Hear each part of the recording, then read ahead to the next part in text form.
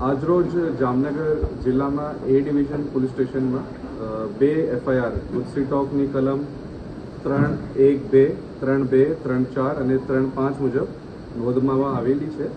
આ બે એફઆઈઆર જામનગર જિલ્લામાં બે ટોલકીઓ જે અસલમ કરીમ ખિલજીની ટોલકી અને એના 18 સાગરીતો અને બીજી એફઆઈઆર અલ્તાફ ગફાર ખફી અને એની ટોલકીના 11 માણસો વિરુદ્ધ ગુજસી ટોક કલમ હેઠળ નોંધવામાં આવેલી છે.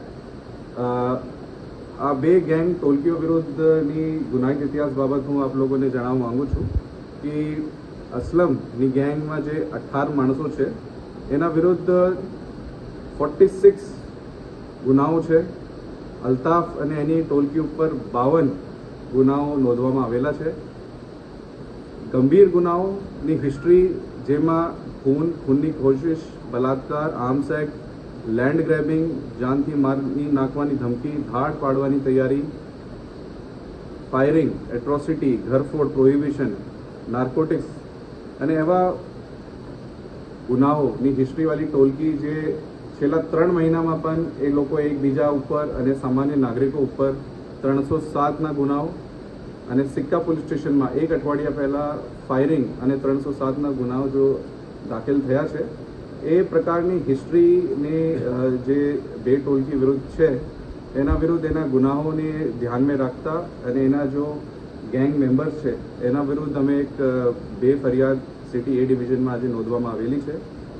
એના પછી અસલમ ખિલજી અને એને 18 સાગરીતોમાંથી અત્યારે અમે 13 આરોપીઓની ધરપકડ કરેલી છે. 5 આરોપીની ધરપકડ કરવાની બાકી છે. અલ્તાફ ગફાર ખફીની 11 લોકોની જે ટોલકી વિરુદ્ધ અમે ગુના દાખલ કર્યું છે એમાંથી 8 આરોપીઓ અત્યારે જેલમાં છે જે ફાયરિંગ અને 307ના ગુનામાં આરોપી છે. અને સાથ એક આરોપીને અમે આજે અરેસ્ટ કર્યું છે અને 2 બાકી છે.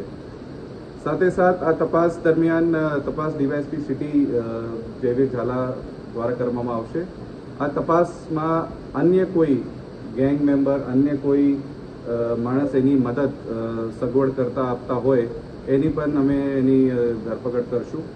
સાથે સાથ એ લોકોએ જે પણ ગેરકાયદેસર મિલકત પોતાની એ ગુનાહિત ઇતિહાસથી અને પ્રવૃત્તિઓથી જે વસાવી છે એની પણ અમે તપાસ કરવામાં આવશે અમારી દ્વારા.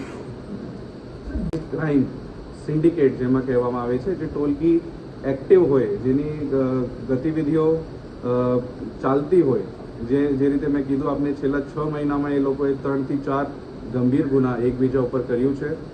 સાથે સાથે આમને સામનેના ગુનાઓ છે અને સાથે સાથે સામાન્ય નાગરિકોને હેરાન કરવાની અને વિરુદ્ધ પણ ગુના કરવાની ટેવવાળા છે.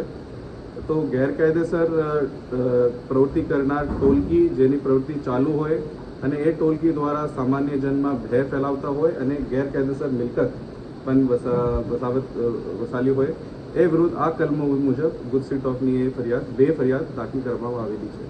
આ સમગ્ર અંગે સર કોઈ સ્પેશિયલ ટીમ બનાવવામાં આવી છે કે તપાસમાં? આ જે પૂરી જે ગુનાહિત ઇતિહાસ, જે ટોલકીના ગુનાહિત ઇતિહાસ અને આરોપીઓ બાબત જે અટક કરવાની પ્રોસિજર છે સિટી ડિવિઝન ડીવાયએસપી અને એલસીબી એસઓજીની ટીમ્સ દ્વારા કરવામાં આવેલી છે.